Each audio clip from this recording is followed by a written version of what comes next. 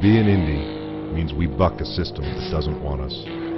To be a fringe filmmaker means we don't do it for them. We do it for ourselves. To be an outlaw on the fringe means we'll die before we fail. Be an outlaw.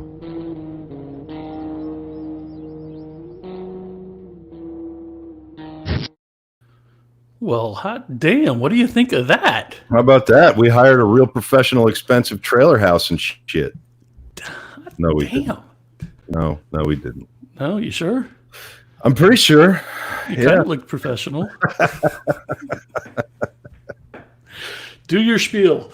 How's it going, everybody? Welcome to the Romero Pictures Indie Brigade podcast with your host, George C. Romero and Joe Ridgely.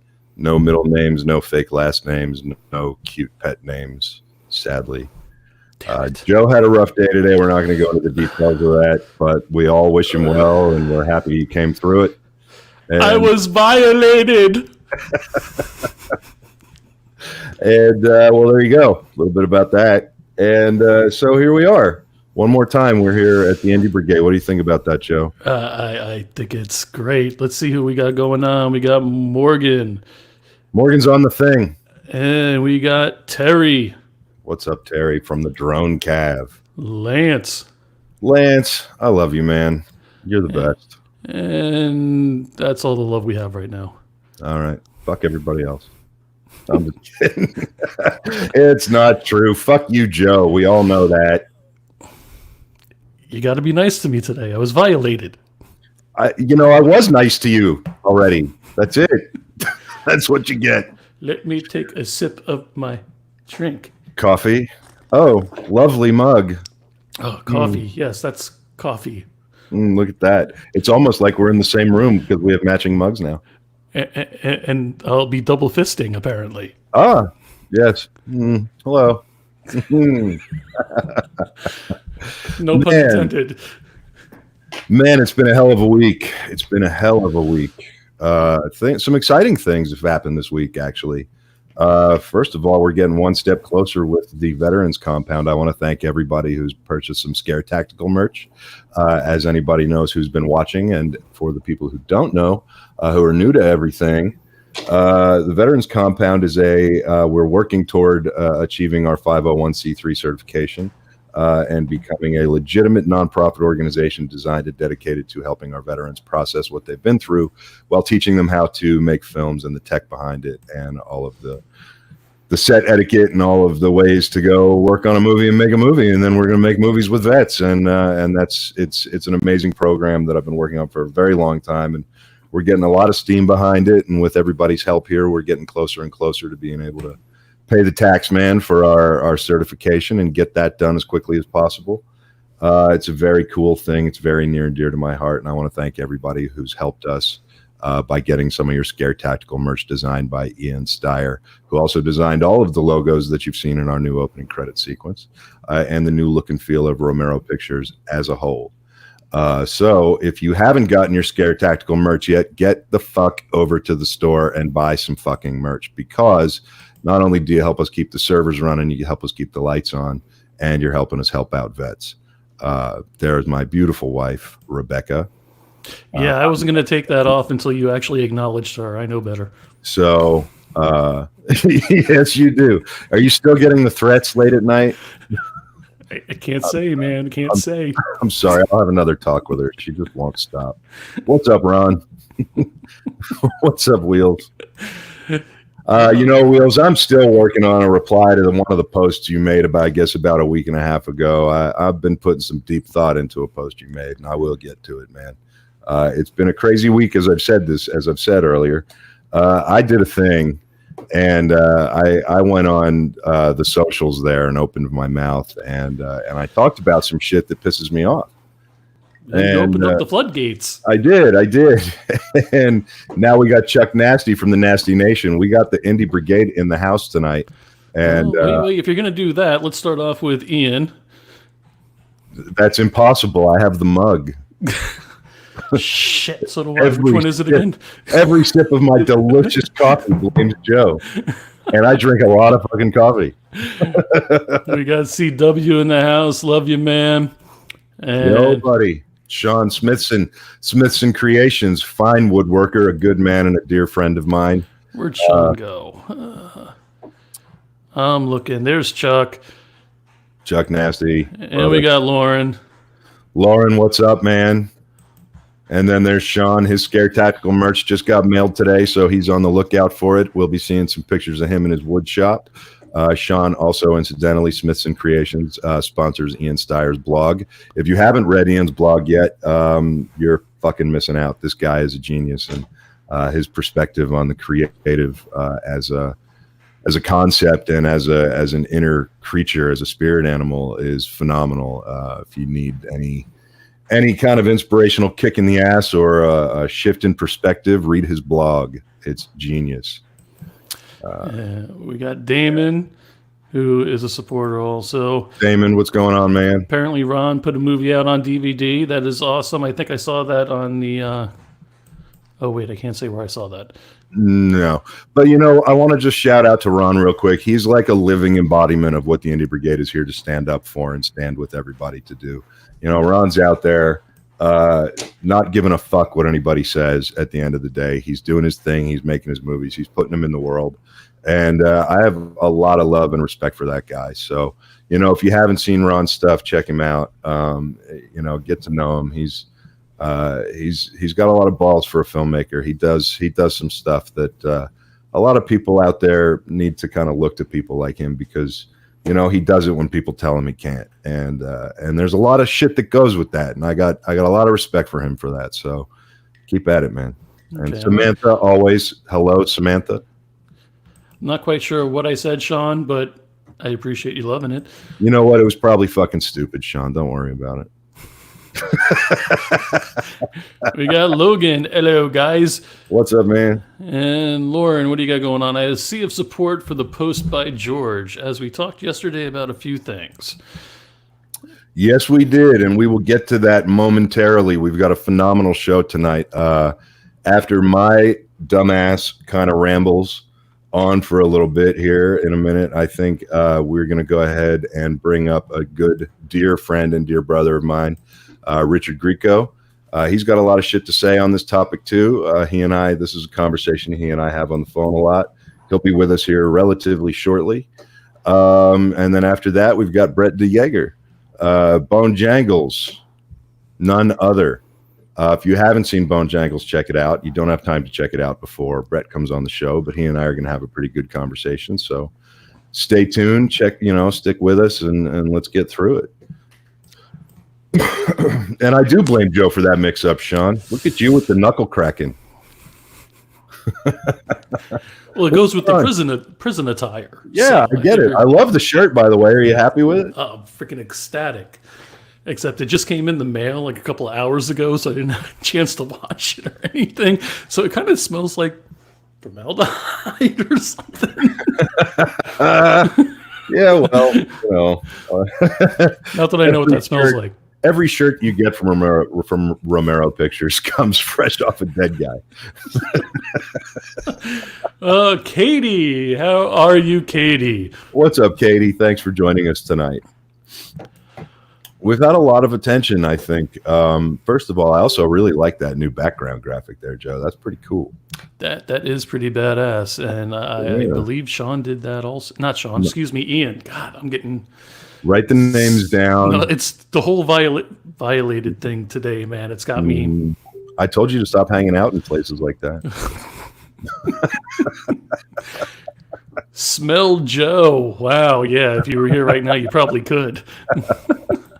And we got Mike Doyle, who is saying Mike the Movie Raid. I'm actually going to be doing an interview with Mike next Tuesday. We've been trying to land on a date. We've both been crazy. This week kind of blew up for both of us. So we moved it to next week when we're both hopefully going to be a little more out of the weeds and able to sit down and really have a good talk. So I want to sit in on that. Fine. No, really? I'm kidding.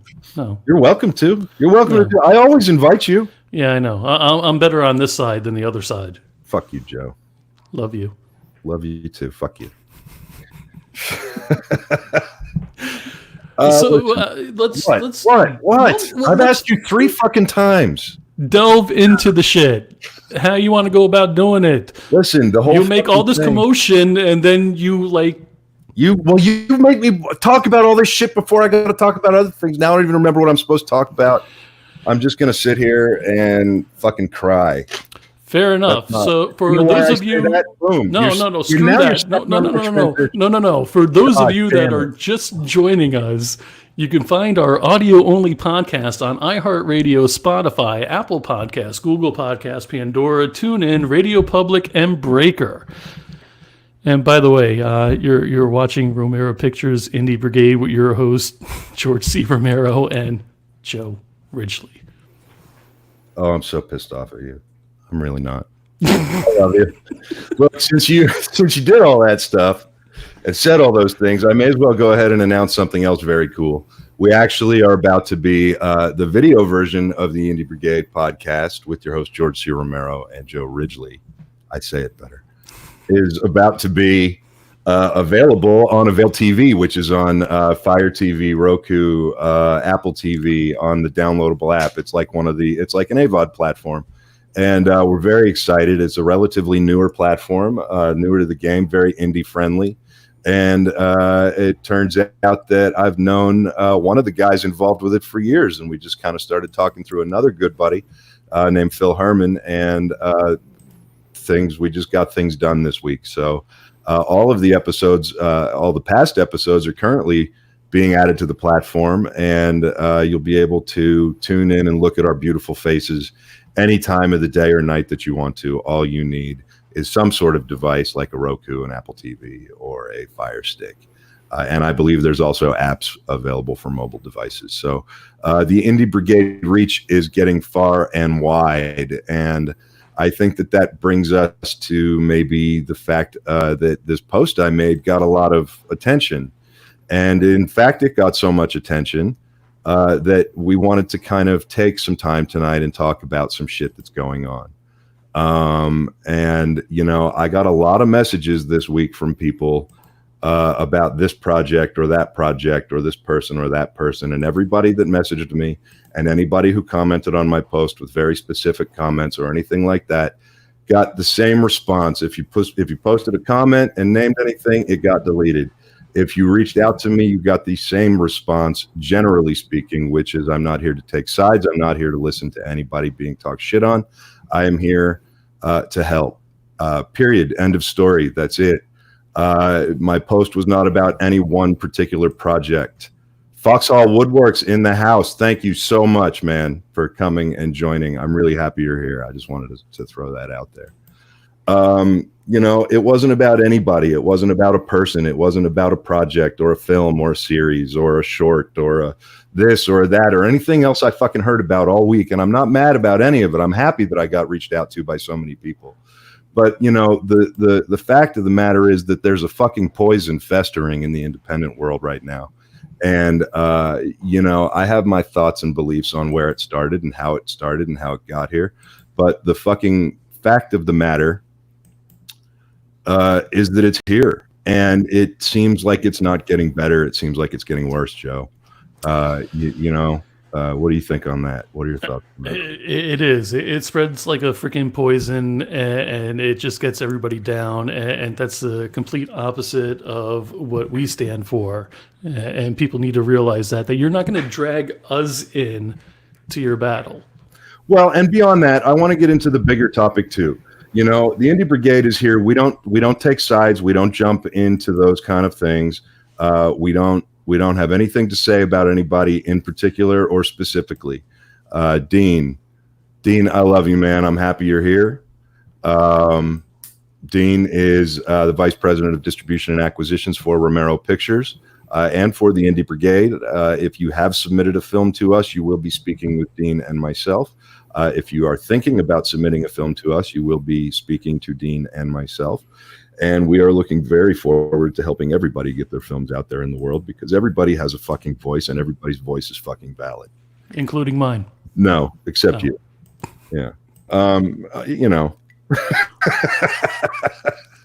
Look, it's true. It's everywhere. It's viral. It's vitriol. It's terrible. And it comes I'm not going to say where it comes from. I'm not going to speculate on where it comes from. What I'm going to say is what I've seen. And I'm not gonna sit here and say back in my day, blah blah blah, because I'm still in my motherfucking day. But what I am gonna say is, when I was being raised in this industry, this was an industry of freaks. This was an industry of people who didn't fit in. This was an industry of people who didn't care that they didn't fit in, and it was an industry of people who waved that flag. And it wasn't. It was a freak flag, and it was a true freak flag, and it was the only place that we were allowed to fucking fly it was with a goddamn camera in our hand, or a guitar, or a drumstick, or whatever the fuck it was. The kind you play drums with, Joe, not the kind you eat. I saw your eyes light up there. The drumsticks. So what you're saying is there was a certain camaraderie. I can never fucking say that word. Camaraderie. That's yes. All right. I've loved a few words myself. Yeah, there was more than a camaraderie. There was a nurturing. There was a, if you were one of us, you were one of us, and we stood together like a fucking community, like a fucking family. I know everybody in this world has family. Most people have family. And, you know, God knows we're the fucking black sheeps of those families. You know what I'm saying? Like, you think my dad wasn't the black sheep of a family? I don't know if he was, but I sure as fuck was. And you know what? I was proud of it. And to be the black sheep of that family, that was a fucking hard thing to accomplish.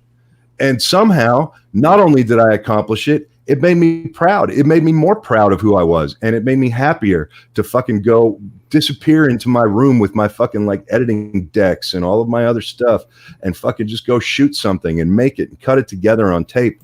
And on film with a fucking razor blade. And, you know, like, it wasn't about tearing people down. It was about lifting each other up. And it was about saying, yeah, you had to earn your stripes. You had to earn your bones. Like, just because you picked up a camera and shot something didn't make you a filmmaker. Just because you walked into the bar that the indie dudes hung out in didn't make you an indie filmmaker. You had to earn it. You know, people always say this is a tough crowd, right? Well, you ever hear the expression, this is a tough bar to walk in and sit down at? It's the same motherfucking thing. This is a tough fucking bar to sit down and walk at, and to walk into and sit down at. Johnny McDonnell. I have known Johnny for years. He is one of the most stand-up motherfuckers I've ever met. Nobody ever had my back like this dude. He was a one-man department on a film I shot. It was unbelievable. This guy, man, he's had my back. I have his back forever. He's a good man. He's new to the Brigade. We just reconnected, and I'm so proud he's here. He's all about the fucking spirit of this shit. He got in the Brigade, and he started with commenting and lifting people up and being supportive and saying, this is what I'm doing. What's anybody else doing? This is what I'm working on. I got a fucking garage full of gear. Who needs it? Who wants to shoot something? And now him and some other people are working together. And that's the fucking spirit of the independent creator and the independent filmmaker. It's not this shit like, I got to fucking get likes on my Instagram. I got to do this shit. I got to do that shit. It's not just making stuff so that you can run around and say this and say that. If you got to do this for any other reason than the fact that you got to do it, you're doing it for the wrong reason. You know what I'm saying? And I'm not saying that you need to stop. I'm saying you need to sit back and look at yourself and look at your motivation and look at your reasoning for why you want to do this and why you have to do this. This is not something that it's not something you do. You choose it, but you don't choose it. It chooses you, and you choose to like accept it and take its hand and go into the fucking darkness. And that darkness can become like the biggest light.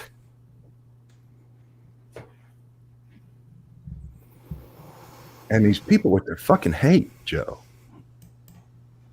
You know, it's everywhere. It's not about tearing somebody's project down. It's about building it up. Passion in the wrong direction.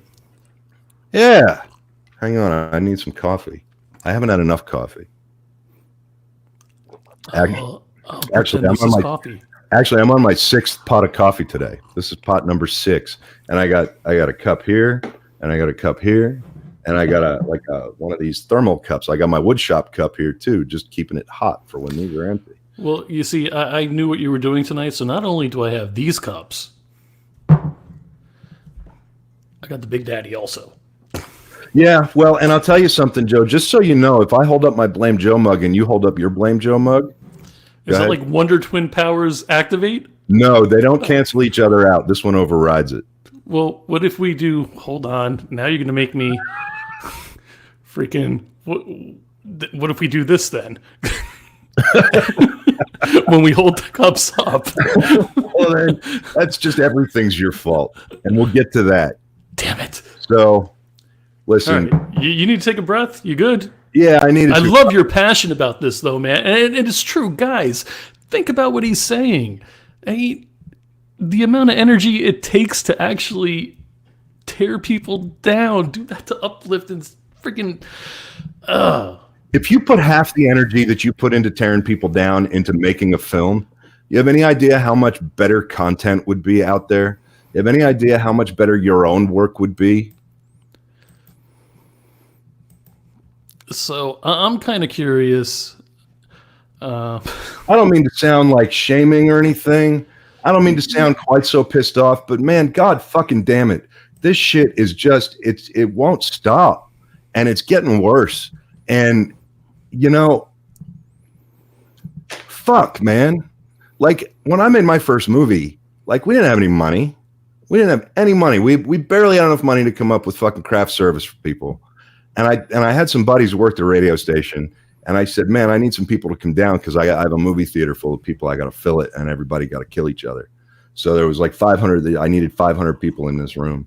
And I put out this thing on the radio stations, and I said, anybody who wants to come out and be an extra, come out. Man, people came out and lined up, and it was like out of a fucking movie itself. Like the parking lot of where we were shooting filled up with every kind of car you can imagine. And they were pouring out like 4, 5, 6 people deep out of these cars. And none of them wanted paid. None of them wanted to go around talking shit. None of them wanted to go around fucking hating on anybody. All anybody wanted to do was just be there and just be part of something. Because, you know, what we do, it's fucking rarefied air. You know? I have a big producer friend who told me that once. He said, you know, you breathe rarefied air. You have any idea how many people sit in their cubicles and dream of having the balls to do what you're out there fucking doing? Where'd you go, Joe? You think I was going to interrupt that? We breathe rarefied air. We represent what people want to do with their lives when they're young. You know, it like when I was growing up, it was like, and I said I wasn't going to say when I was growing up, but when I was growing up, you wanted to be a cop or a firefighter or an astronaut or a cowboy or whatever the fuck you wanted to be, right? That's turned into I want to make movies. You know, I said that I think the first time I said I want to make movies, I was like 5 or 6, right? But that's turned into a thing now. It's like a dream. Do you people realize that? Do you people realize that when you pick up a camera, you're fucking living somebody's dream, let alone your own? And we want to fucking hate, and we want to post shit about these people and that people and this and that, and we want to like just because you live in the same town as another filmmaker, you guys can't work together? Ian Steyer, make your flicks. We got your 6. That's fucking coming too. We got shit on that coming to the merch store as soon as fucking Ian releases the graphic to me. And he's a perfectionist, and he's an amazing artist, and he's responsible for all the merch in our store. And that's the shit that helps us keep this going. And that's the shit that helps us keep your 6. If you're out there making movies, you know, odds are you started making movies because there was something wrong in your life. And that's fine, you know, one way or another. But it's a voice, you know. Find your fucking voice. Put it on film. Don't hate people. Don't bag on people. There's no motherfucking point. It's fucking stupid. This business is hard enough. You got to have a thick skin to do this shit. And if somebody's going to say something that's going to upset this person, and you're going to cry about it, and somebody's going to upset that person, and they're going to cry about it, and everybody's going to go on the fucking socials and cry about it, like that, what do you get? You get a bunch of sensitive people who are fucking crying about shit instead of making art. You know, the greatest artists in history were the toughest motherfuckers you ever met. Look at Hemingway. You know, I mean, obviously before the end there, you know, it drove him a little bit off the deep end. And, we've all been there too. God knows I have been, and it's the life choices that we make. And it's the way that we choose to carry and breathe this rarefied air that we get to breathe. And we have a choice. You can either let it push you toward behaving a certain way, or you can put that energy into your fucking art and make it. And if you can't figure something out, and if you can't figure out how to do something, or you say, you know what, I don't have any place to learn this. I don't have anybody to teach me this shit. I don't know what I'm doing. Those are all motherfucking excuses. And you know what? Now we're here, so there are no more motherfucking excuses. God, I love you. Fuck you, Joe. I'm sorry, but this is a tough business. It is one of the toughest businesses in the world. And the reason it's a tough business, and I'm going to just talk here for another couple minutes, but stay here because I want to see your reaction to this, Joe. From your perspective in life, I want to see your reaction to this, right? And I call this chasing the art, right? Like you ever hear that expression they use, like chasing the dragon in terms of heroin and stuff like that? I have this thing called chasing the art. A lot of us, we start creating, or we start writing, or we start taking pictures because we don't have a voice, or we don't have somebody that we feel can listen. And we create this stuff and we keep it to ourselves for a long time. And then finally somebody sees it, or we get the balls to show it to somebody, and maybe they bag on it, and that drives us deeper into the fucking hole, or deeper into the dark. And, and then maybe we create something else, and we're going through darkness, and we're going through heavy shit. We're going through the worst time of our life, which, by the way, all of us fucking go through the worst time of our life. It's not just you, right? And so then we create something, and somebody sees it, and it comes from this place of darkness and this place of pain. And people like it. And we say, fuck, I fucking did it. I did something that people like. I got to do it again. And thus begins the cycle of madness, because what happens is then you create something else and people hate it. And you go, fuck. And then you go into that dark place again. And the darker you get, the more true your art becomes, and the more people start to like it. And then you start realizing that you can only create from the fucking darkness. And so now what's happening? You're trying to do better than you did the last time by your own standards, and you're affiliating that with nothing but darkness in your spirit. And so now, to chase your own art, you've got to chase the darkness, and you've got to find the negativity to harness, to create from. At least that's what it feels like. And so then you start making all this shit, and you start making life choices, and you start shitting on people, and you start losing friends, and you start telling the world to go fuck itself because nobody can possibly understand what you're going through.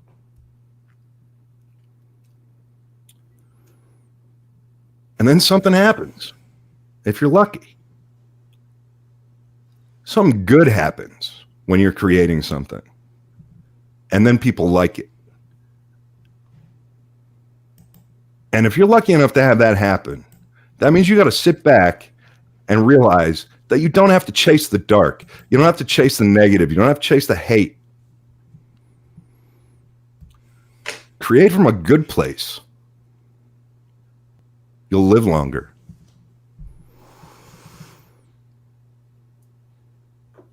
God damn it, I don't have anything sarcastic to say. I hate you. Fuck you, Joe. Seriously, though, I mean, absolutely. I've got so many comments here that I don't know if you want to scroll through some and I can pull them up, but do you want anybody to, I kind of like want to invite some people that we actually know to pop on for a minute. What are your feelings on that? Look, if you want to bring people on, that's fine. I'm not here to talk about anybody in specific. Well, no, just filmmakers in particular with their views on this. I'm telling you, if somebody pops up here and throws out a name and says so-and-so's a jerk, that's it. This isn't about that. This is about something bigger. About the support and how it should be, other than what we've seen in the past 2 years alone. in the indie market freaking going on. Well, my question to you, is social media to blame? Social media? I don't know if social media is to blame, man. I mean, maybe it is. Look, if you remember back in the days of pirate shit, right? Like old pirate radio and things like that, and college radio stations. There was internet. Yes, there was internet. It was not like the internet that a lot of maybe our viewers are familiar with. You had to dial up and download a list of websites and go to them that way, and that kind of, there wasn't, and then there was like AOL, and that was a big deal. So, if you wanted to get your underground message out, if you wanted to get your indie message out, there were only a few ways to do it. You had to find the fucking community, and you had to earn the community's respect, and you had to get your shit out there. And whether that was music, whether that was movies, whether that was street art or paintings or anything like that. And there was this collaborative spirit. Like when I was growing up, I would go out to LA sometimes with my dad. I grew up in Pittsburgh, but I would go out there a few times. And most of the times I would head off and kind of do my own thing. And I ended up on the Strip a lot, on the Sunset Strip a lot as a young kid. And there was this safety there, and it was funny because all of our parents and everybody like that, they were terrified of the streets of Los Angeles. We were all going to die, right? Like we were all going to get run over or pushed into traffic or jumped and stabbed. I mean, that's 2020. That wasn't back in the 80s, right? It wasn't like that. There was a safety that came with being a freak. There was a safety that came with being in the communities in those areas. And there was an acceptance, and there was a collaborative spirit, and you would all meet up on the Strip, and you would go back to somebody's house, and you would hang out. You'd smoke a joint, and you'd fucking, kick ideas around, and you'd say, hey, I'm thinking about doing this, and somebody would say, yeah, that's cool, but you should do this.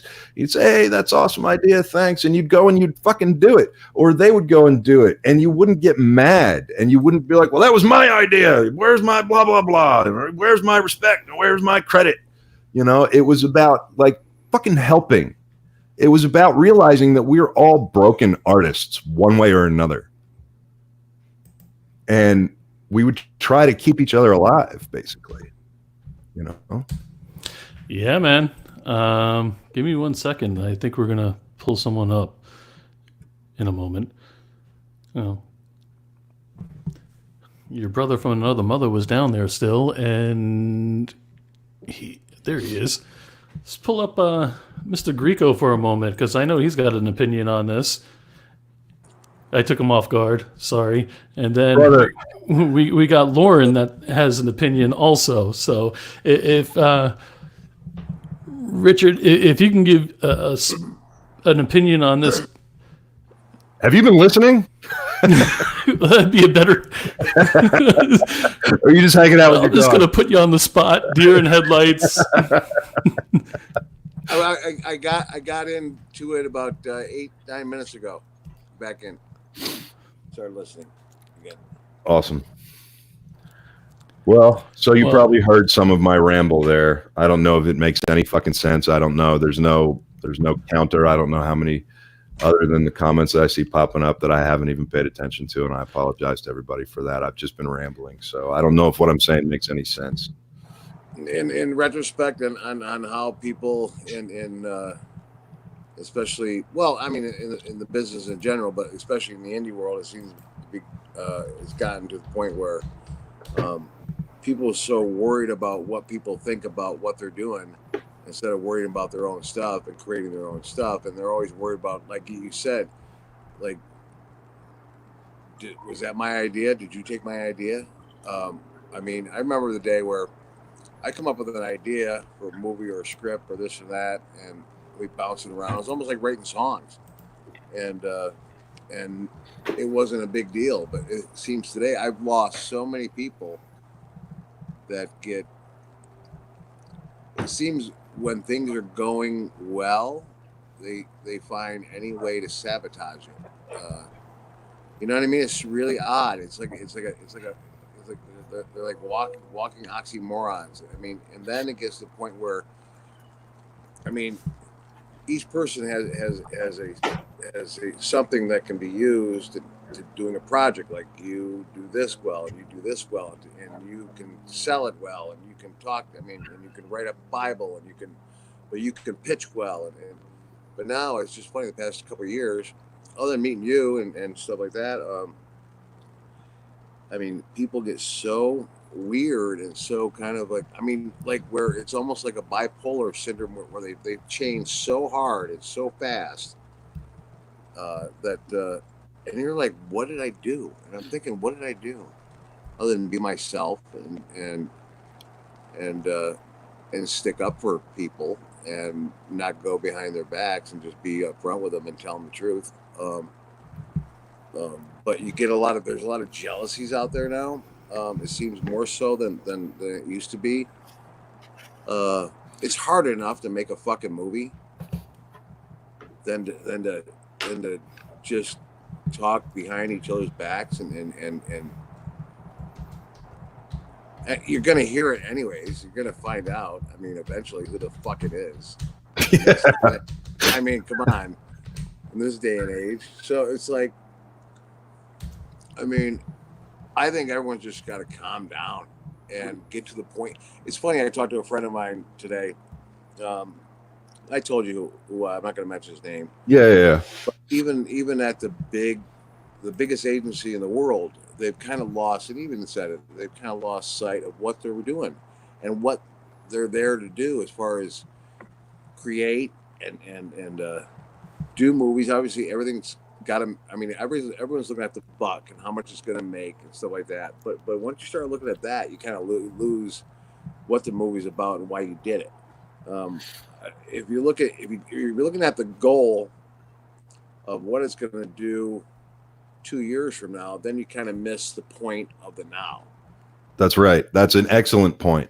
You know what I mean? I do. Thinking, you know, like back when I was back on the Sunset Strip days, I was just talking about. You and I just talked about that yesterday, which is why I think it's in the tip of my brain.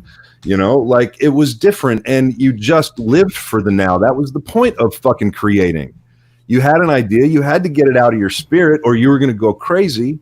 So you created it, and you did what you had to do to create it. I mean, do you remember seeing like David Lynch run around with his film camera out there, like on the Sunset Strip? He'd run up to you if you were eating, and he'd be like, "Hang on, I just want a shot of your burger," and you know, and everybody was cool with it, you know. And it was like, it didn't matter. It was just, that's how it used to be, and it's going away, man. And these people, like you say, they just turn on a fucking dime. And they turn on each other, and they turn on themselves.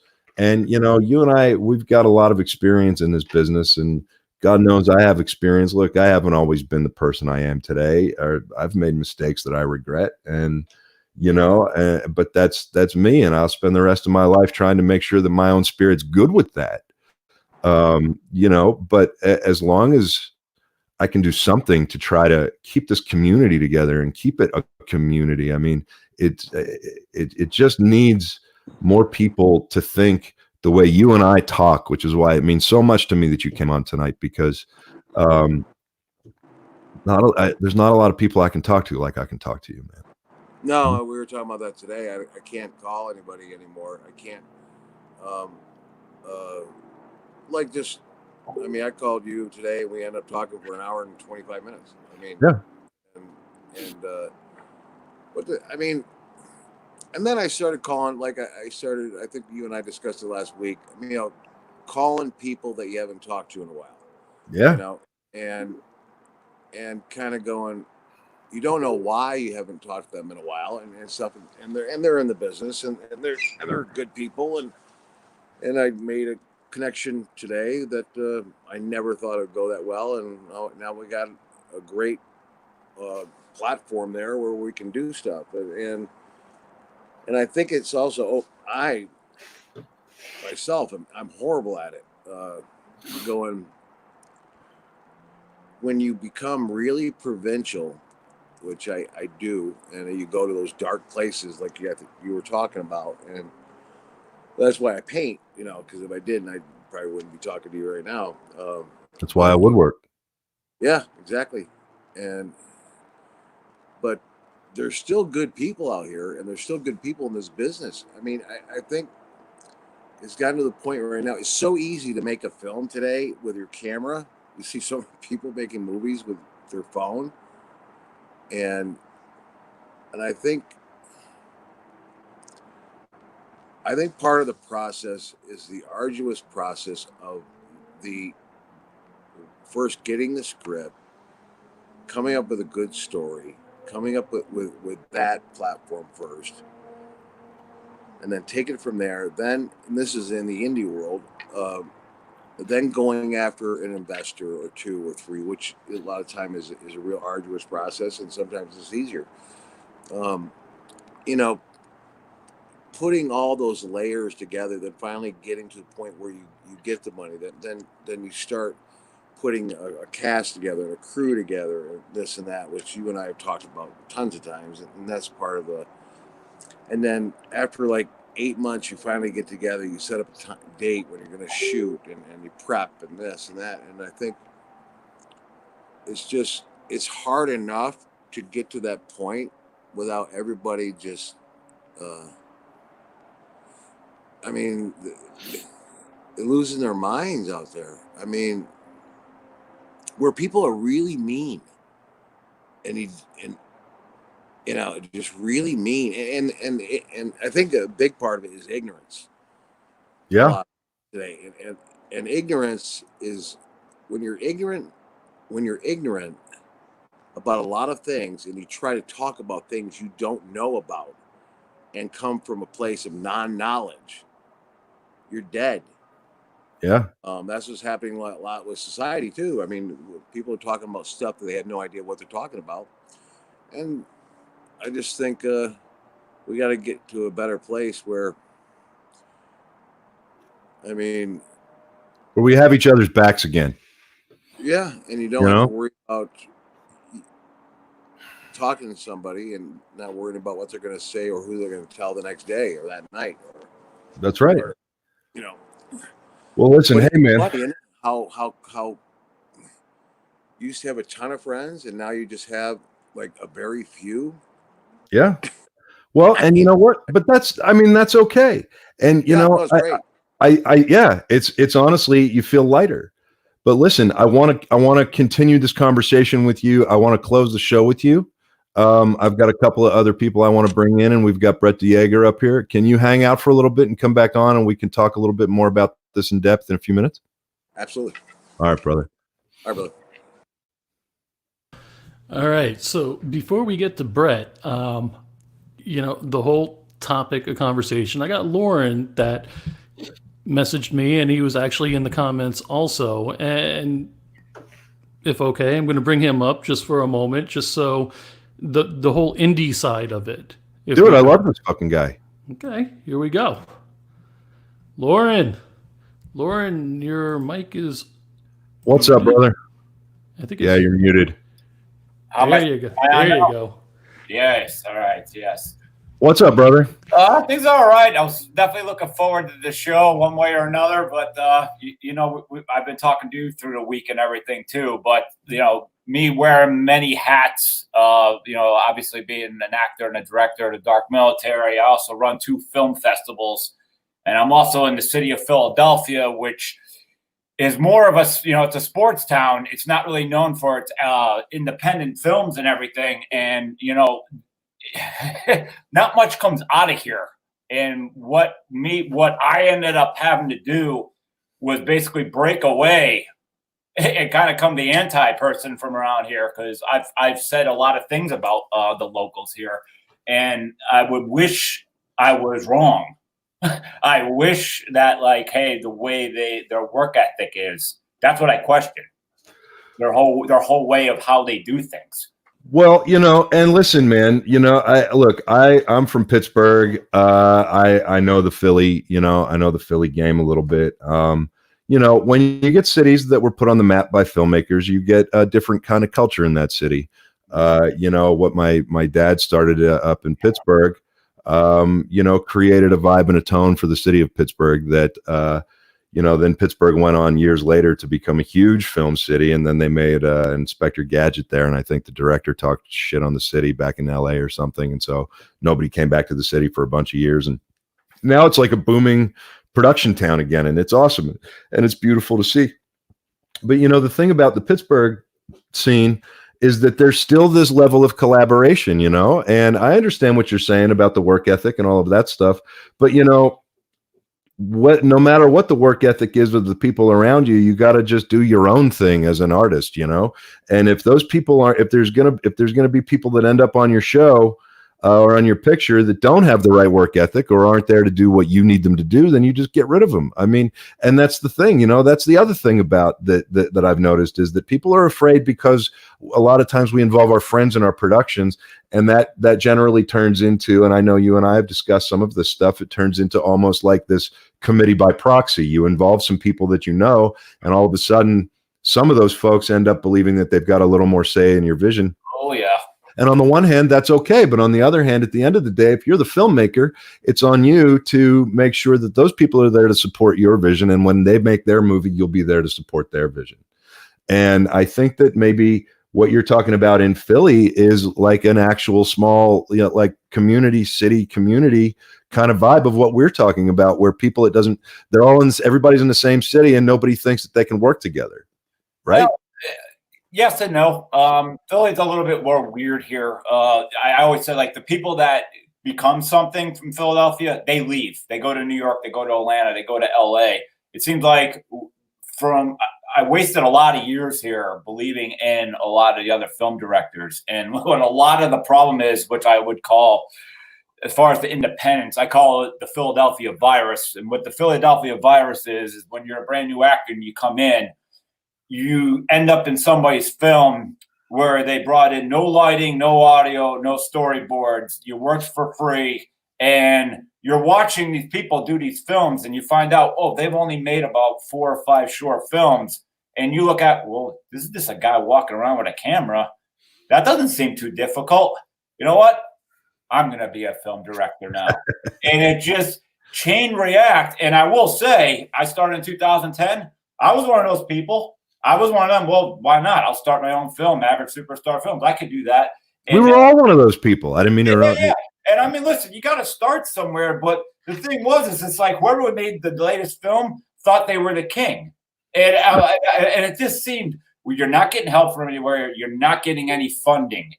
Everybody just had a terrible marketing campaign for anything that they were trying to put out with this, a Facebook page, a trailer, and then, I can't afford anything else. I call it the lottery ticket. That's their belief. They just hope it's going to chain react, and then they're working for Marvel, and they're going to be in the Star Wars movie. And you've got to have a huge marketing plan. And when I started my film festivals, Freedom Shorts of Liberty Massacre, it was nothing but locals. And I had like 400 people there all the time. It was the filmmakers, it was the cast, and their friends. And it was doing really good. These films weren't that good. Finally, I started getting content in from around the world, and I'm like, one of these here is a gem, and it's not a local. And then little by little, finally I started telling my people from around the country, like, I'm doing films, and I showed them my films, and I call it, like, I have help desk. This is what you can call it, this Indie Brigade thing. Everyone, this is a help desk. This is here for direction. I showed them my films, and it was just, look, I'm a punk rocker. It was just brutally honest. They started laughing in my face. They're like, what is this lump of shit? Like, it was terrible. And I was like, keep hitting me. Come on. So I went and told everybody else. And it's like, well, that's your film. That's not our film.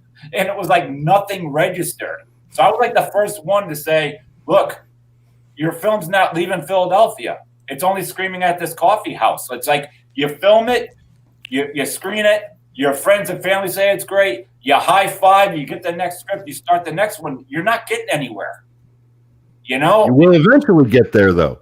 I mean, here's the thing: if you learn from your previous experiences, if you take what you've done and you build upon that, it's when people get stuck in the same thing over and over, right? It's that old do the same thing 1,000 times. It's a Pittsburgh thing, but I'm calling what I'm just saying here. It's Groundhog Day. They don't see anywhere else to go. That's all it is. And I was the one that left. One of the reasons I'm at the table here now with you guys. That's how the Dark Military came through, Pennsylvania Hardcore. Like, you just have to get out there. You got to get the conventions. You got to go to screens. You got to go to Alamo Draft House. I mean, you just need the network. You can't stay local unless, like, you're obviously in New York, LA, I mean, or Atlanta, somewhere where you need to be. But you just got to get out there. And the more like you get out there, the more there's a demand for you. That's right. Yeah, and I mean, that's a good thing. It's also a double-edged sword because everybody hits you up, and you could just be like, someone could be hitting you up like, I need a favor. I'm out with my family. Oh, well, anyway, and then they just go right into it. Like, they're very ignorant. They just sure, yeah. Well, and but look, even when you talk about these other cities, New York, LA, Atlanta, they're their own ecosystems as well. All of those cities have their own versions of what you're talking about, and it exists everywhere. And but at the same time, there are towns where those communities are less supportive, and they're more dedicated to tearing each other down. But like Philly, Pittsburgh, people don't realize what a tough town Pittsburgh was to grow up in, but when we would tear each other down, we would do it in hopes that we were honestly trying to help each other fix, like a muscle. Like, you go to the gym, you tear your muscles, they heal. Mm-hmm. Right? Yeah. Like, that was kind of the same thing. Like, okay, you're out there doing this shit. Yeah, man, great job, but you really blew it. So let's figure out how to do it better next time, and what can we do to help. And that's what the Indie Brigade is about. We're here to help heal those muscles so that you can keep flexing them and exercising and working out your art. I mean, nobody started out a fucking Scorsese. Nobody started out a fucking Van Gogh. Nobody started out, any of these people, not even those people. Yeah. And I would say also, like, I'm not just talking about my city, but everybody else, like, you've got to earn this, and you have to outwork. And I mean, your life has to shut down. You've got to dedicate yourself to this business. And I just think a lot of people don't want to go that extra mile. And like, hey, I act. I've been closer to 100 independent films. I got The Dark Military out, which you guys can check out now. The Pennsylvania Hardcore documentary, Freedom Shorts, Liberty Massacre, and I do a show from Princeton Television with Adam Bierman. Like, that's me putting out like fishing like networks. It's like you're just trying to see which one of these could get me the next level and all that. And like, due to that is why I'm a part of more of helping. I have a small role in it, but this is how I got into Terrifier Part 2. That's why Damien trusted in me. I'm not just like a fan that hit him up. It's like, yo, can I be in your movie? That happens every day. Right. So that's how things get done, folks. Like, you just I was like on 20-hour days like a couple of days ago with the Terrifier thing because I'm still doing my real world job. Then going to that movie set. Right. Absolutely. Lauren, I fucking think you're the best, man. I'm so proud that you're here in the Brigade, man. I'm proud to know you. I'm happy that you're here, and I'm happy that you got a voice in this shit, man. I really am. It means the world to me. Thank you. And you know what? A lot of the people from the Brigade sent me friend requests, and they're just so supportive. I just say thank you to all that, because they've been reposting all the Dark Military stuff. I mean, folks, this is great. I love all you guys. I love how you guys hit me up with IMs. I love talking to everybody. That's a big thing too, everyone. You got to talk to your fans. If they're writing you just can't be like, I don't know this guy. If they're your fan, make time for them because they're making time for you. Yeah, and you know what else I'll tell you? A lot of your fans will end up being good friends. Yes, they will. Listen, Lauren, I got to bring up Brett De Jager, but I can't thank you enough for popping in here and talking with us, man. Seriously. Thank you. I followed up Richard Grieco. That's so cool. There you go. No, wait a minute. You followed up Joe Ridgely. Oh, yes, even better. Double down Friday. Boom. All right, bro. I'll catch you soon. All right, thank you. That was cool of him to pop on. It was very cool. He was on standby, and he was just like, let me in. So, I wanted to pull up Peter Angel. David Madison's got it figured out. He's great to both his fans. Look, I read a comment. Peter Angel of My Indie Productions and Anger Man Distribution. Peter's a good guy. I'm really happy that he started following and being involved with the Brigade too. What did he say? Let me read this here. Oh God, really? Thank you. The reality is some people get a kick out of ruining things for other people. The secret and tough part is finding the right people who will have your back and sticking with them. Too many haters, unfortunately, but so many good people as well, trying to keep things positive. Peter, that's the entire point of what I'm trying to talk about tonight. I'm trying to keep it positive. And, you know, I've been with my indie for a long time. I think that what happened with the Facebook fiasco is ridiculous. Pertaining to my indie. Yeah, absolutely. I think Ittai is a great guy. He and I have been friends for a very long time. And you're right. You know, it is finding the people who will have your back. You know, but the other thing, and I just to speak to that, is just because you bring somebody onto your film and just because you're all making a movie together doesn't mean that all of those people immediately get a key to your inner fucking circle. You know what I'm saying? Like, you got to keep your circle tight. You got to keep your circle small. You got to keep your vision to yourself. And people who have your back are people who are going to help you try to protect your vision, not people who are going to try to tear it down, get in, fuck it up, change it, twist it around, do any of that shit. And that's a hard thing to do because there's some people out there who are real good at making you think they belong in your circle, and you might not find out for a long time that they don't. But you know, the thing about it is, boot them from your circle, get them the fuck out of your life, get them out of your spirit, get that energy out of your art, and put all of that other confused, upset, and angry energy into your fucking art. That's the only thing that we have. Any of us broken, misfit fucking freaks in this industry that raised me, in this community that raised me, in this place where artists in the 80s and the 90s who were on track. There are legendary stories about businesses in LA that would take in artists and feed them and let them crash in the back room or whatever, because there was that level of dedication to what we were trying to do. And I have some of those stories myself, and some of those stories even went into the 2000s with a particular restaurant out there in LA that I did all of my business at. And when the shit hit the fan for me in my personal life and some other stuff, they took me in, man. And the owner pulled me aside, and he pulled aside some other people and said, "This guy's money's no good here anymore. Just make sure he's fed. Give him food and wine and love, and just let him come in when he needs to come in."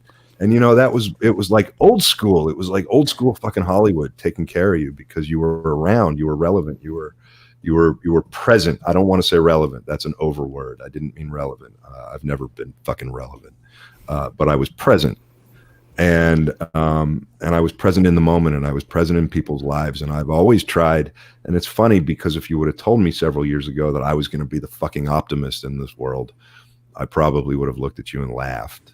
But it turns out that people tell me that I'm quite the optimist, and I don't know, maybe I am, maybe it's all fucking altruistic dreams and goals, but the fact remains that this sense of community is the only thing that kept me alive for my entire fucking life.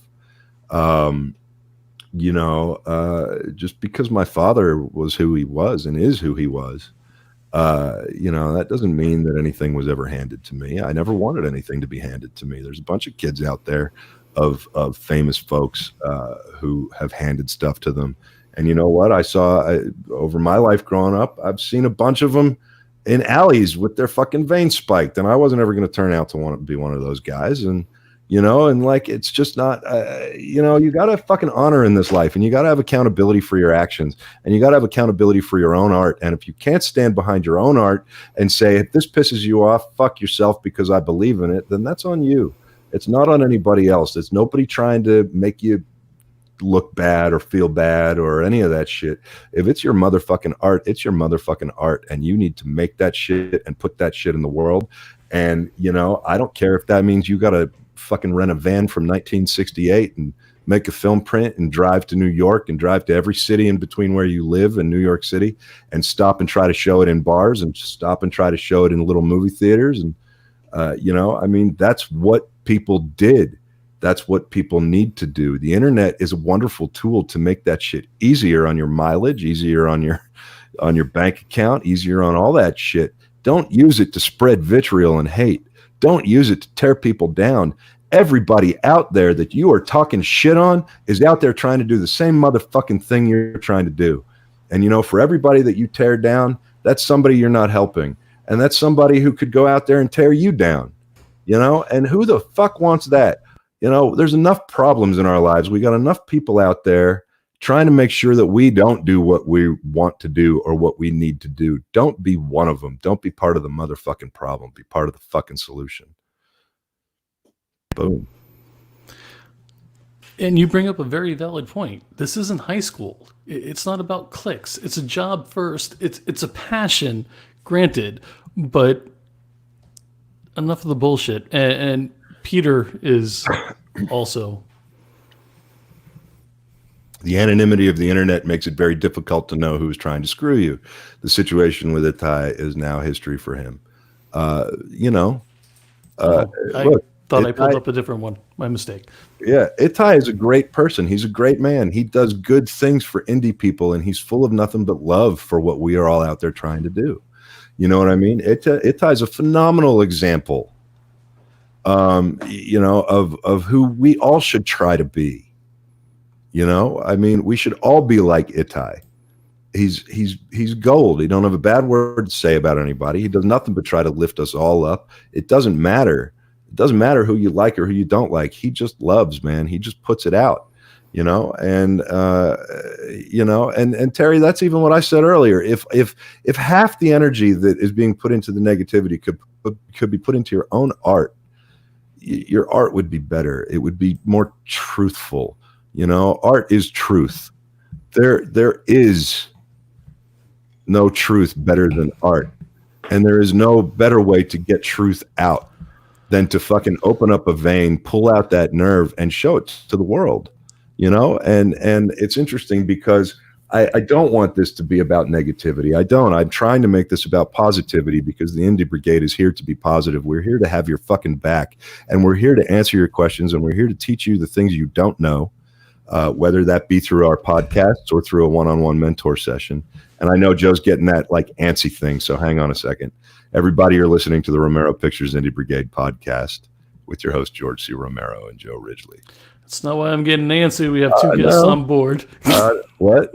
We have two guests on board. No, we're working on it. Everybody knows what's going on tonight. So, you know, the whole point, and stop with your fucking negativity, Joe. Look, I'm trying to keep everything positive. I'm trying to be a place of positivity in an otherwise place of darkness for a lot of us artists. That's what this is about. And that's what I'm excited to talk to Brett about. And that's what I'm excited to get back into with Grieco. It's talk about the positivity, how we stay positive, what we can do. You know, Brett is a very interesting person, and I'm thrilled that I get to talk to him actually in person for the first time ever here on the Romero Pictures Indie Brigade podcast with your host, George C. Romero and Joe Ridgely. Wow. And the negativity continues. Fuck Joe. But be excellent to each other. Lance says that all the time, and even Peter Angel blame Joe. Blame Joe. Damn right, Peter. We need to get you a mug, man. All right, so I'm going to bring Brett up now, if I may. Yeah, please. Can you do a little intro for all right, everybody? So this is Dr. Brett De Jager. Doctor? That was the intro. Fucking bring him up. What the fuck? Can you hear me? Yeah, yes. I can hear you. Where's the fancy chair from the I want to be on your podcast photo? I'm sitting on it. All right. Nice chair. Nice chair. How's it going, buddy? It's going great. Thank you for coming on, man. Yeah, usually I'm in bed by now, but it's all good. I stayed up for you guys. Well, hopefully we're a good enough reason to stay up, man. Absolutely. You know, and by stay up, I mean that literally and figuratively, because that's sort of the whole point of tonight, isn't it? Yep. And you are a doctor, sir. So yep. I owe you a lot of respect. What exactly are you a doctor of, for those who don't know? Yeah, so I have a doctorate in psychology. So, not a medical doctorate, but a doctorate in psychology. It's going to psychoanalyze all of us now. Thanks, George. Well, no, what's interesting to me is that you have a doctorate in psychology and that you made bone jangles. Right. The difference is I didn't write Bojangles. He directed it. I didn't write it.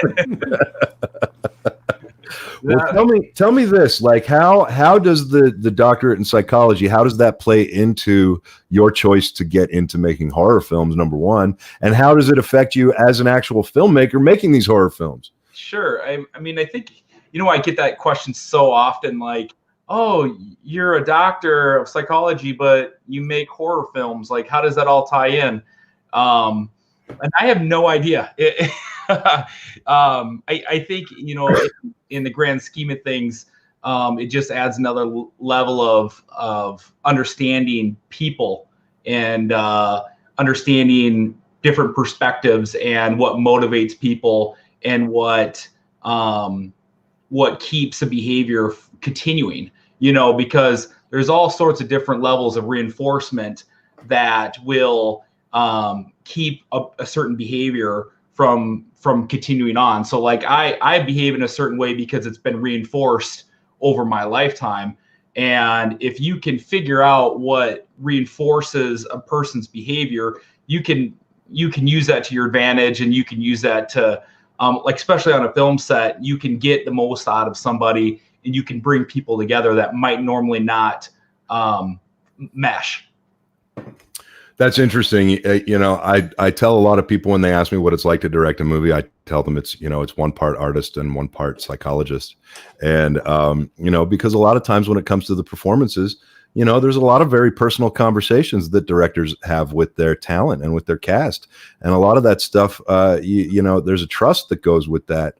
And that goes back to kind of the whole topic of the evening, is this trust that we have with each other. And when we get out to make a movie and we trust our directors and we trust our actors, and we end up having these very deep conversations with each other. And that's something that's to be nurtured and protected in my opinion, that's kind of my approach to it. And I believe that my art is personal. And if you're going to work on it with me, then that means you're going to take it personally. It's going to become personal to you. But again, back to your point, I guess that's kind of how I was raised. Right. Yeah, absolutely. I mean, and kind of, piggyback on what you just said, it's when you bring somebody on board, like as a director, as an indie filmmaker with limited resources and whatnot, the people we bring onto our projects, as a director, I know that in itself is going to be the biggest factor in whether the project is going to be successful or not, because it just takes one person to influence the whole project or completely take it down. And so when I'm bringing people onto my projects, that's something that I take hot. I mean, that's top priority is do my personal feelings. Yeah, I can't let those get in the way, but also do we all have the same professional goal? And that is, if I bring you on, I want you to be 100% committed, but also you need to be a team player too, because that's for me, and you can ask, a lot of the actors that I've worked with too. I have to rely on everybody's expertise. And I've always been raised and trained in that I'm only as strong as the people I'm associating with, and I can't know everything. So that's why I bring on people that are smarter than me and more talented than me, because they make me look good.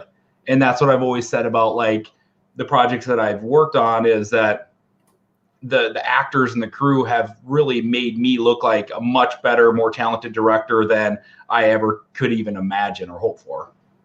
Well, and that's a brilliant point to bring up. I mean, I worked on a lot of my early stuff was in Pittsburgh, where I was raised, and as I started to earn my bones and kind of make people realize that I wasn't just showing up saying, "Hey, I'm George's kid, let's do this," which I never once did in my life. Right? I earned my respect the hard way, and I finally got to a point. One of the highlights of my career was I got to work with some people on my crews that worked with my dad back in the day, and it was so unbelievable to me, and there was one guy in particular I love Bamba, and he's still out there working it and kicking it and killing it. And he's probably the best dolly grip I've ever seen in my life. And I'll never forget the day that he came up to me and told me I was about to roll cameras, and he said, "Hey, can I talk to you for a second?" And here comes my first AD, who was, fresh off of some LA stuff. And he was like, "What the fuck is the dolly grip talking to you about?" And I said, "I don't know. We're going to find out." And he said, "Listen, I got to tell you, you're going to have some problems with this shot." And I listened to him, and I said, "All right, we're going to tear everything down and start the setup over again." And because you listen to people with experience, you listen to people who do this for a living, and you listen to people who are better than you. And if you're lucky enough to get people who are better than you on your film, all that does is, like you said, it makes you look better. It makes you look good. It makes your movie better. Right. And that's what we all want. Right. So my question to you is, what are some of the ways that you spread this positivity? How do you keep the positivity up? How do you keep your crews happy? How do you keep, what are some pieces of advice that you could maybe offer some folks in terms of, finding the right people and finding the like-minded folks and keeping them positive and focused on your vision and things like that? Like, let's talk about good shit. Right. Yeah. And honestly, like my whole time filmmaking since I started, I've been extremely lucky and blessed to run into so many amazing people that really have created my path in filmmaking. I've not made the projects I've made without an insane amount of help from other people that took huge risks taking me on board, because I was, I've never even done that kind of stuff before, and they took me in and they helped me learn the ropes and stuff. And so like now, I mean, the biggest thing that I'm at right now is, and I realize not everybody's there, is that I want to pay everybody at least something, and that goes a long way, even if it's not their day rate. Just the fact that you're willing to listen and negotiate and say, hey, this is what I can offer you, and your work is so valuable, and your time is worth more than what I can offer you, but this is what I'm able to offer you to keep the integrity of the project and to keep the project going. So I understand if you can't come on board, but we would love to have you. And so I think like letting people know that while I'm only offering them, or I'm only able to offer them a certain amount of money, I realize that their time and their skill set is worth way more than that. And I think that in itself has been invaluable for me, because people, they want to feel valued. And I think a lot of the issues lately have been just people don't see the value in other human beings. And for me to say, you know what, you're worth more than $100 a day, but this is what I have to work with. And on top of that, I'm hoping that you'll see the value in that as well. But no hard feelings if you can't make it swing, because you have to make a living. And I'm in a unique situation because I don't make movies to make a living, because I have a whole other career that funds my movies, and not a lot of people are in that category. So just showing people that they're worth more than what I'm able to pay them. I mean, because I don't have that money. So yeah, I don't know. No, it's interesting. It's an interesting point that you bring up, and I've actually spoken to a good friend of the Brigade named Michael Mandeville, who's a producer on the Taken films, and he's also done a lot of very low budget indie stuff. And he's across the board from both ends of the spectrum. And, he says the exact same thing. If you can show people that you value why they're there, and you understand that they have a value that is beyond what you can afford, a lot of times that's all the respect that you really need to show to get some respect back. And, I think the most important thing that you said at the end there was there's no hard feelings if it doesn't work out. And, it seems like it's harder and harder for people to say no hard feelings and mean no hard feelings. Right. And I think, trying to walk the walk there, not just talk the talk, walking the walk, and not only not having hard feelings, but actually celebrating other people's success, and you are in a very rare category of independent filmmakers, because not only does your other career finance your films, that means you don't have to answer to anybody. You know, you don't have investors breathing down your back. You don't have family members saying, "What the fuck are you doing?" The funny thing is, you know, my wife and I was in the funny. Yeah, I don't know if I want to go down that road, but yeah, my wife has her own thing and she supports this, and she makes, you know, her own money and I make my own money, and it's a team. So I you know, and I see like people like even for like Lance Wagner, the guy is one of the biggest supporters of indie filmmakers in the world, and I see that how much he has a really caring and loving wife support system, and I'm very blessed to have that myself. But also, I wish everybody had that, because it allows you to branch out and take risks that you normally might not want to take. And I think that's important. Like Lauren was saying, is you have to put yourself out there. Otherwise you stay in the same circle, and you stay in the same area, and you stay in the same kind of like routine. And then you kind of look back, you know, 5 years later, and you're like, how did I worked all these, you know, I've done all these projects, but I'm still in the same situation. So, you know, it's a lot has to do with who you surround yourself with too. And I work with kids, and I tell these kids, you are a big part of you is who you hang out with. You know, your 5 closest friends. That says a lot about who you are. So it's if somebody's toxic, you need to have that conversation with yourself. Are they worth that? And it's okay to let people go, and it's okay to make new friends, because life is short, and people love drama, and people love to stir up stuff, and people love to see people fail. And that's just, you know, unfortunately that's just what you know, what you're seeing a lot now.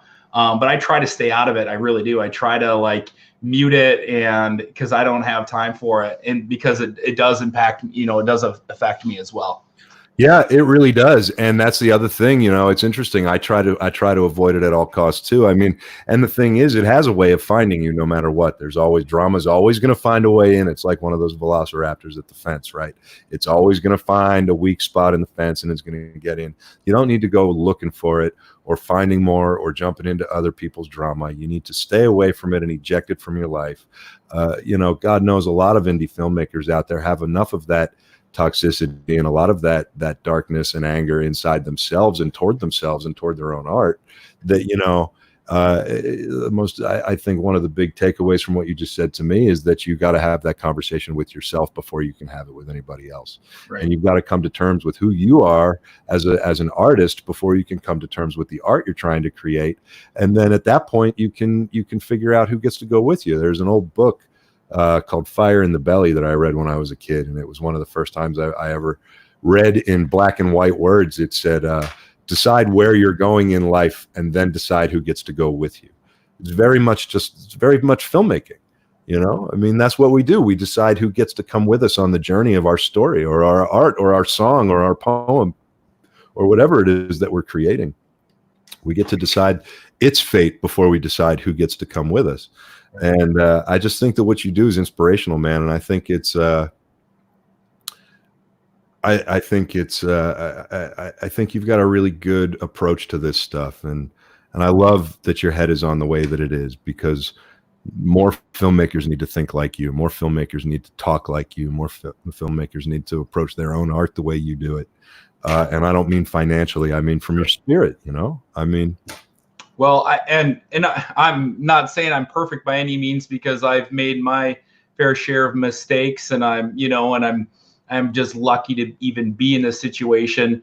But again, I go back to the filmmaking is the industry is so small, and right now I'm kind of in between two different hot spots, like Minneapolis, Minnesota, and then Milwaukee, Wisconsin. And so, I live in a town of 1,000 people, and nobody. I have no neighbors. There's really no filmmaking around here. So when I make projects or when I reach out, I have to go. 2 hours is the closest hub, really, for anything. I mean, the closest Walmart I have is 30 miles. Yeah. And so when you do make those contacts with people who have those like-minded, tendencies and a passion for movies and all that kind of stuff, you have to respect that and keep that intact, because if you burn those bridges in where I'm located, there's nobody else. And so, and people remember those things. So I'm always thinking like, okay, if I want to keep doing this, I have to treat people with respect. Absolutely. No matter what. And sometimes I have to put my ego aside and my pride aside and take it for what it's worth, I do. You make some excellent points, man. Listen, I don't know how to thank you for staying up tonight, coming on with us, man. I want to wrap it up with you because we're already, as we are, we're going to be going late. So, you've got such a unique and beautiful perspective on this stuff, man. I wonder if you wouldn't mind letting everybody know what you're working on, what's going on with you. Let's do the plug section and get all your information out there so people can find you. People need more of your kind of fucking mind in this business.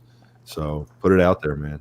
I appreciate what you the really kind words that you've said and really what you guys are doing. I haven't done a lot of interviews or podcasts in a long time, but this one actually I really felt like it was a really good opportunity, because what you guys have done is you're starting to bring everybody back together instead of, well, you're on your own, we're all in this, but we're all against each other. And that's really not how it needs to be. So some of the projects, I got a segment coming out in the anthology Cryptids from the creators of The Barn, and so I directed a segment in that. I did obviously most people know I did a full trailer in 1031 Part 2.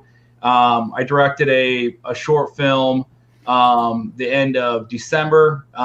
That's kind of a secret project, and that's in post-production right now. But I don't have any current feature-length projects in the works, so I'm just trying to figure out which project would be best for me next. So if there's any scripts out there that you're looking to get produced or turned into a feature-length and you need a director or a producer, let me know. I'm definitely interested in reading some scripts and trying to figure out which route I want to take next. But I also have a new merch company. That's kind of what I've really been working on, Mystery in the Macabre. And that is specializing in like patch hats, horror patch hats. So if you can go to mysteryinthemacabre.com and get a Bone Jangles hat. There's 2 different types. We have a whole bunch of different stickers. We have some horror candles coming out. T-shirts. We're gonna have some socks and a whole bunch of different things. So definitely check that out. All that money that goes, the sales from that website go directly to funding my next projects. So that's my plug. Awesome. Listen, brother, I'm so happy and proud that you're here with us. And, I hope you'll be involved in the Brigade and in the community. I'm pretty sure we've already got you in the group there. Yep. If we don't, then you'll be getting an invite shortly, and you can blame Joe for the fucking delay. I'm pretty sure you invited me, and that's awesome. I appreciate it. I'm definitely in. Okay, cool. Well, listen, anybody out there listening, Brett De Jager is currently looking for some projects, and I think it's pretty fucking cool that he said it here on the Indie Brigade. So get involved. If you're not involved, get involved. If you're not in the conversation, get in the fucking conversation and be productive. Brett, thank you. Have a great night. That was fucking awesome. Excuse me, had to mute the mic to clear my throat. That whole prostate exam thing. Hey, Joe. What? Yeah, what? Joe. Yeah. That's the same finger I had up my ass today. No, it wasn't. That was this one. So violated. Everybody, you're listening to the Romero Pictures Indie Brigade podcast with your host, George C. Romero and Joe Ridgely. We were just speaking with Brett De Jager, phenomenally talented filmmaker and a really smart guy with his head on his shoulders the right way. Absolutely. And if you guys want to hear us on audio only, we are on iHeartRADIO, Spotify, Apple Podcasts, Google Podcasts, Pandora, TuneIn, RadioPublic, and Breaker. And our video podcast is, I was told earlier by Phil Herman that they're in the process of actually loading all of our past episodes into Avail TV. So they may be available as early as tonight. But they will definitely be available probably over the weekend if they're not already up there. So download Avail TV. It's an app on Fire TV. It's an app on Roku. It's an app on Apple TV. And you can pull it up anytime you just want to look at our faces. All right. I want to talk to Richard. Can we talk to Richard? Hey. Can I pull him up now? Sure. Yeah. Right. You done? Yeah. You sure? One more thing. No. Fuck you, Joe. Richard, give him hell. Like only you can. Brother, thank you for sticking it out with us, man. Thank you so much. Just being here tonight, you know, it always does me so much good to talk to you. We were starting to go down the rabbit hole that you and I tend to go down earlier, and I had to kind of talk to some other folks. So I appreciate your patience and sticking through. Absolutely. You know, look, you've been through it, man. I've been through it. You were one of the biggest movie stars on the planet, and now you just directed an indie film. Yeah. You know, you have a perspective on this that literally almost nobody else has. You know? Yeah. Yeah. Coming from doing a lot of studio films and then kind of getting when I first started, I was really young, so I didn't really know as far as what to do.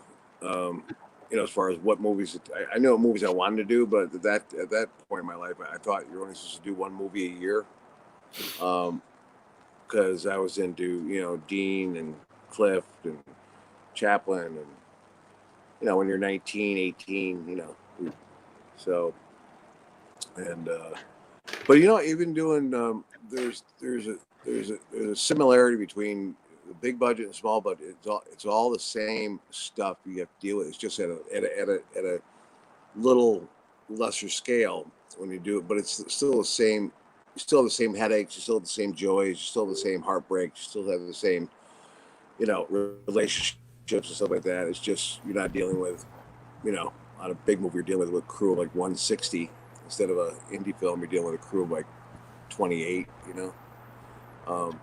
But I heard what that guy was saying and stuff like that, and he's a very upbeat, positive dude, which is really great, And the psychology thing about it is, and you're right. When coming from an actor's perspective, when you're directing somebody, especially women and stuff like that, I think that there's a trust factor where you always want to hear what they have to say about what they think the character is and what they think the character should do. And I always like when people bring their own bullets to the product, the project, because, and take what's on the page and then make it their own. And I'm sure you know what I'm talking about. I do. And, it's staying positive. I think you helped me out a lot with that too. Staying positive in this business is really, really difficult. It really is. But I've gotten to a point now where I know what I want to do. There's certain projects that we've talked about, and I think it's always keeping the mind going and not.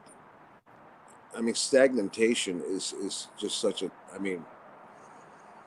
It's a killer, and just keep doing things. I started doing my voice notes again too. I used to do it all the time. I used to write poems like all the time. I had a book I was going to come out called Fragments from a Dirty Ashtray. You know, and then even the guitar, even playing guitar. I mean, I have like 7 of them right here. Like I can just grab, you know, but I wasn't even doing that anymore. And then, because you start thinking too much, and then you become inside your own head. You know what I mean? And I think that sometimes is a good thing, but too much of it is a real dangerous place.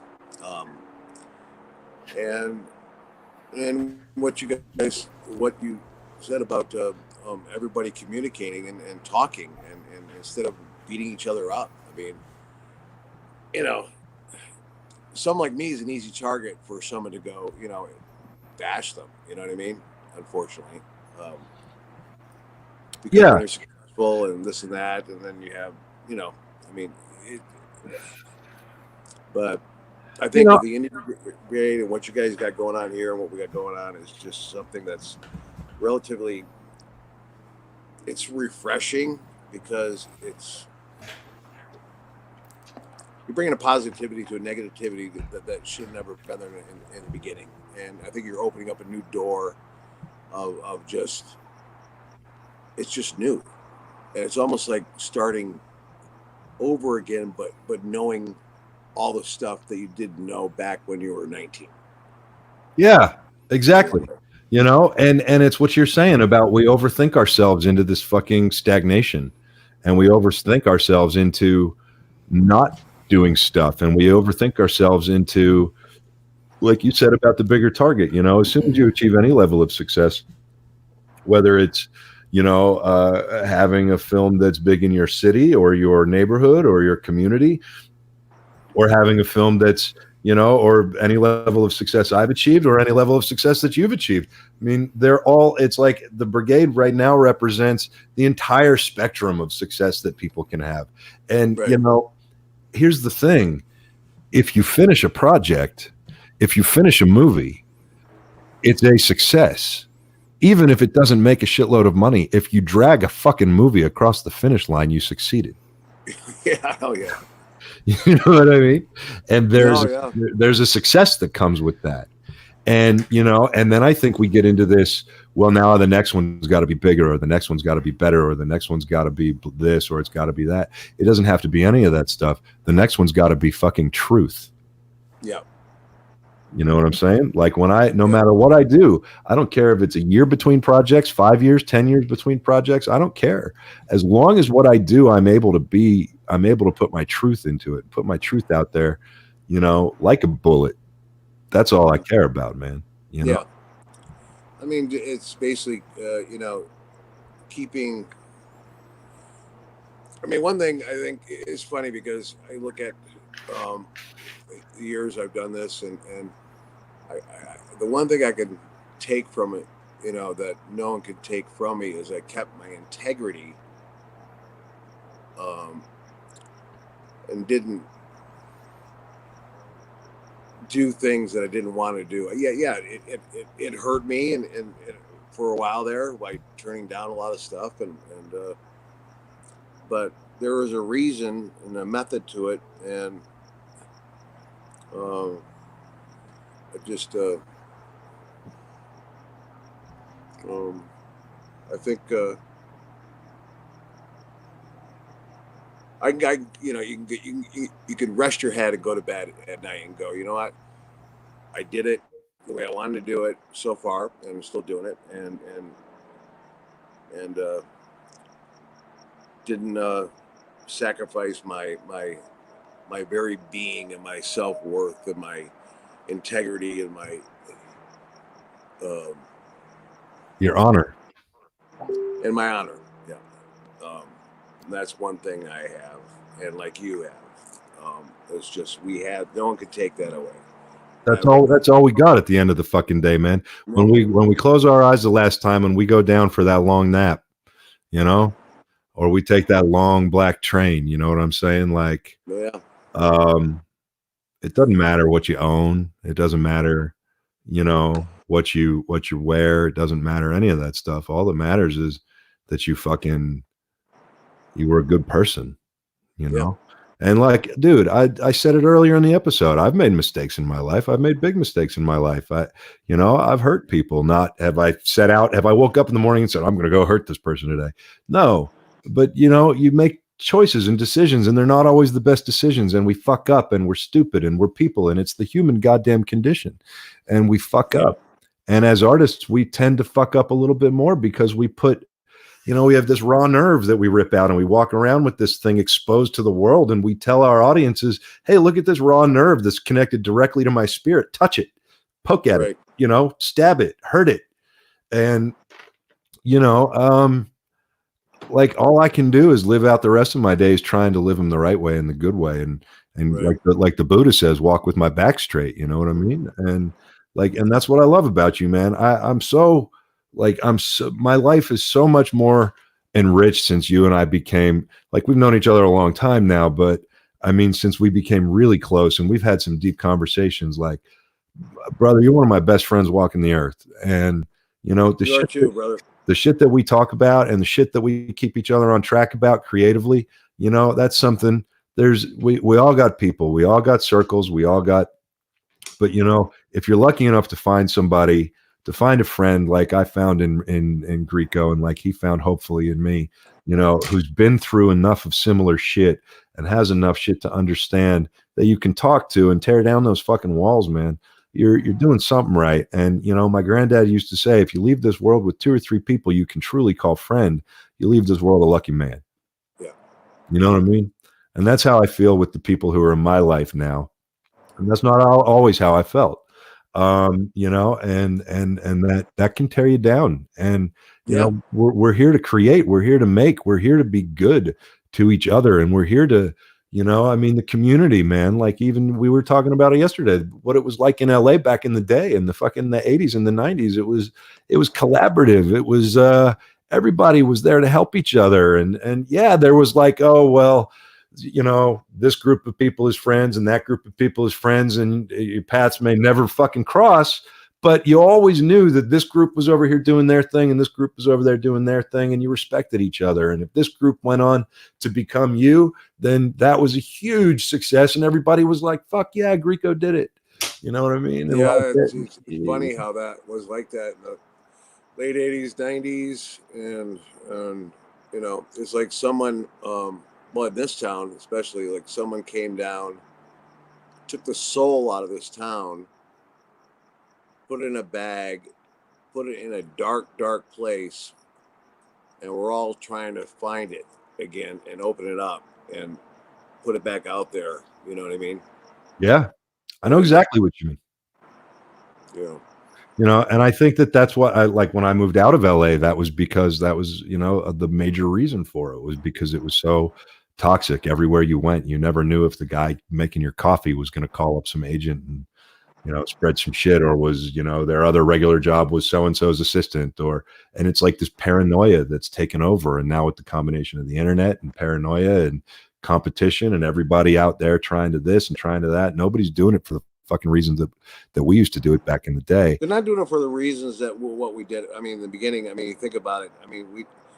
You did it, I did it for the passion of the art of it all. And that was it. I didn't give a shit about making money. When I was in New York, struggling in New York and doing theater and stuff like that, when they told me to go out to LA to meet agents in LA, that's the last thing I wanted to do. Because I thought, I can't go out to LA. I was having more fun doing theater, living off of gravy and fries and coffee, than when everything exploded out here for me in LA. It's funny, you miss those times, even though you complain because you're looking for places to live and stuff like that in New York during those times, but some of the people I met back then, don't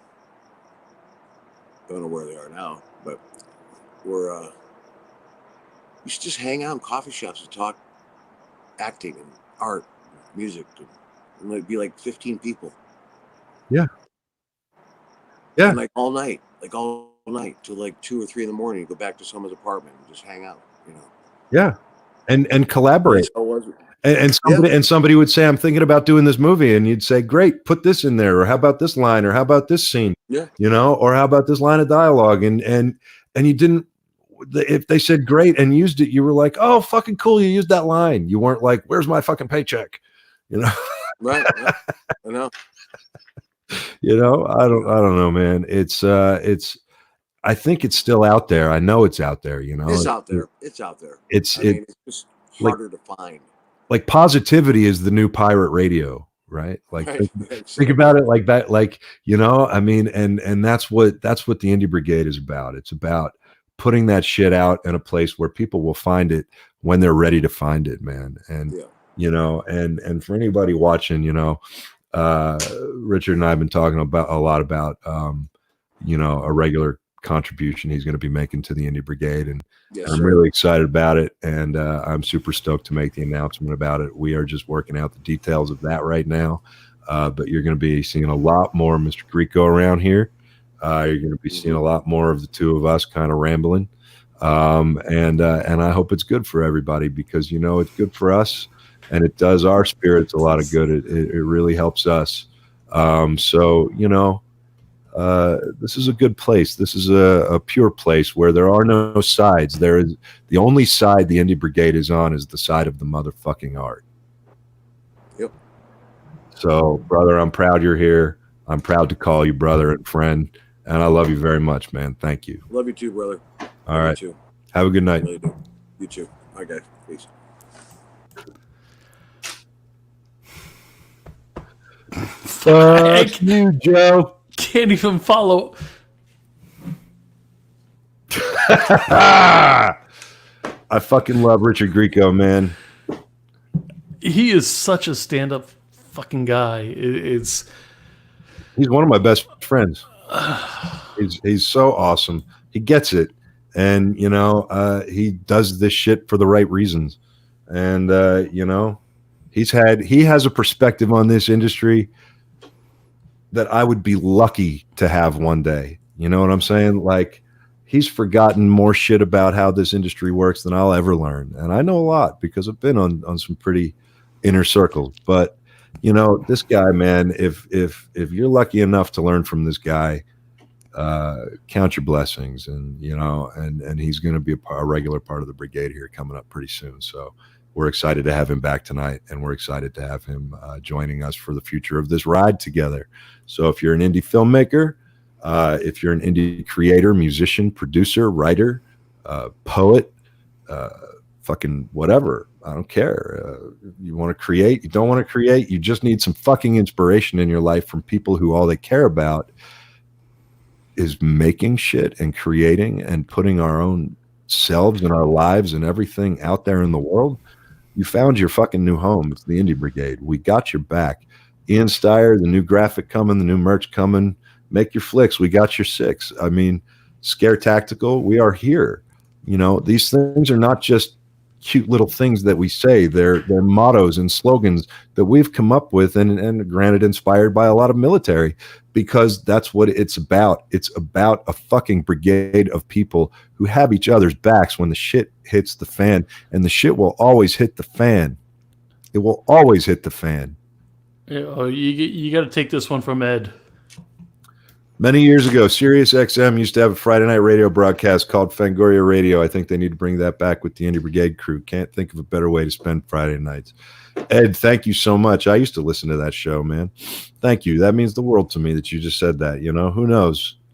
Who knows what will happen or where the Indie Brigade will go, man. Hopefully, we'll just keep growing, and we'll keep spreading the goodness and spreading the love and making art together. And apparently I can't follow Grieco, so... Joe, you're one of my best friends on earth too. You're a good man. I give you a hard time on the show, but that's only because you fucking deserve it. You give me a hard time on every show. Yeah, I know, but that's only because I love you. You know, we got a pretty special friendship, you and me, and everybody who's involved in the Brigade. Lance and Sam, Sean Smithson, sponsoring Ian's blog. Oh my God, this podcast and people involved, or excuse my language. Yeah, Sean, watch your fucking language, man. I mean, really. I'm proud you're here, brother, and I'm proud that you are that you are here, man. Virtual Guidos. That was a tough bar to sit down at, man, but I earned a seat one day. So anyway, listen, everybody, you know. Hey, you got to name drop a couple of more. Come on. Brenda York, so happy to become a follower. Such a great bunch of people. Thank you. That means a lot. And Robert Bess, I'd love to be Robert, you already are. You're here. You're watching. Like, we got David, who Corona one is too expensive. David's got to join us again real soon. Yes, he is. David and I are talking very soon about some interesting stuff, so stay tuned for that too. Listen, I could sit here and talk for another 5 hours. I'm not going to do that. Just everybody who's part of this, everybody who's been part of it since the beginning.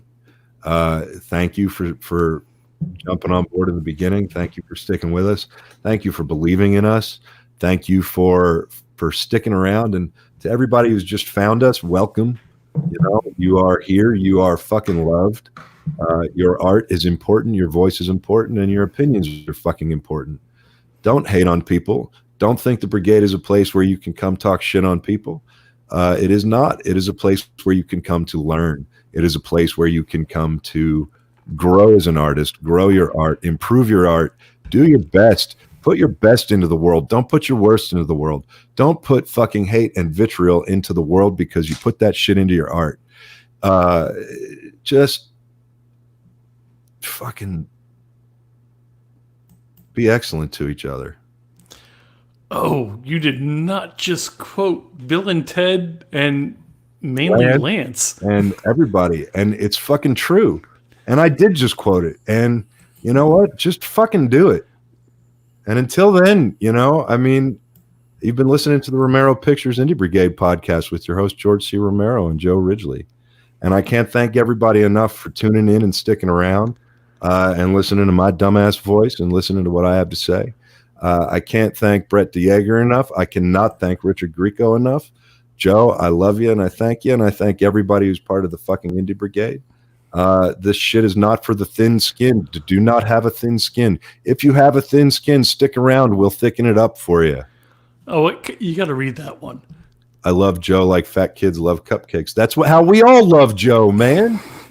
That's what I'm saying. So listen, do your thing. Don't shit on people because you don't want people to shit on you. Lift each other up. You know what I'm saying? So until then, you ready? No, hold on a second. You ready? I'm ready. Fuck off till next time. Love every one of you.